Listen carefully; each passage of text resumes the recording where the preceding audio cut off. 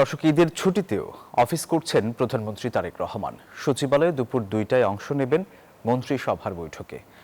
সচিবালয় থেকে এই বিষয়ে আরো বিস্তারিত জানাতে সরাসরি যুক্ত হচ্ছেন আমাদের সহকর্মী শাহনাজ ইয়াসমিন। শাহনাজ, কি তথ্য আছে আপনার কাছে, জানাবেন আমাদের।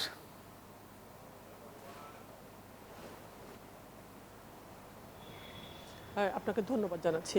আজকে থেকে টানা 7 দিনের ছুটিতে যাচ্ছে দেশ, ঈদের এই ছুটি।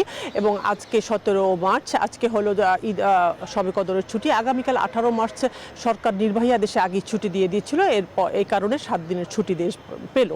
এই আজকে ছুটির দিনও সকাল 11টায় সচিবালয়ে ঢুকছেন প্রধানমন্ত্রী তারেক রহমান। এবং এই আমার পিছনে ঠিক এই মন্ত্রিসভার এই ভবনে ওনার দোতলায় ওনার যে প্রধানমন্ত্রীর জন্য রাখা যে কক্ষে, সেখানে তিনি 11টা থেকে বৈঠক শুরু করেছেন। প্রথম এখন যে বৈঠকটি চলছে সেটি হলো বুয়েটের একটি প্রতিনিধি দল আসছেন, তাদের সাথে যে ঢাকার যে আবর্জনা ময়লা পরিষ্কারের জন্য আধুনিক ভ্যাকুম মেশিন কিভাবে নেওয়া যায়, কিভাবে এটা পাওয়া যায়, কিভাবে ঢাকা ময়লা আরও বেশি পরিষ্কার পরিচ্ছন্ন ঢাকা মানুষ পেতে পারে, এ বিষয়ে একটি বৈঠক চলছে।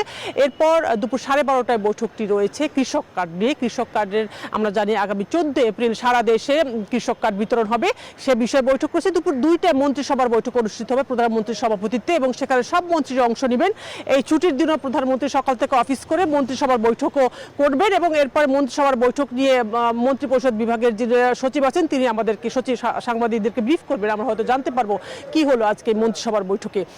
তো এখন যে বৈঠকটি চলছে, এরপরে যে বৈঠক সেটি কৃষক কার্ড নিয়ে। এখন পর্যন্ত যে কৃষিমন্ত্রী গিয়েছেন, স্থানীয় সরকার প্রতিমন্ত্রী শাহ আলম তিনি ঢুকেছেন, ঢাকা দক্ষিণ সিটি কর্পোরেশনের মেয়র আব্দুল সালাম তিনি গিয়েছেন, এবং বুয়েটের যে প্রতিনিধি দল তারা। শাহনাজ ইয়াসমিন, আপনাকে ধন্যবাদ।